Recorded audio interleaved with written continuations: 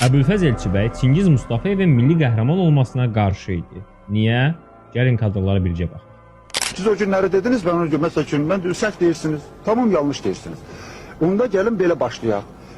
Mesela üçün, eğer məsələni düzgün götürürsünüzsə, siz ne üçün, Allah rəhmət eləsin, çok yaxşı oğlandı, bacaqlı adamıdır. Siz ne üçün məsələni, ilk dəfə bu məsələni qaldıran, bu məsələdə ilk dəfə fəda olan xanım Salatın haqqında qaldırmadınız? Respublika Prezidenti Ayaz Mütəllibovun istifasına səbəb əslində elə Çingiz Mustafayevin çəkdiyi Xocalı lenti oldu bir yana baxanda. Və Xocalı lentinə görə milli qəhrəman adı vermək olar. Yok, siz yine düz demişsiniz.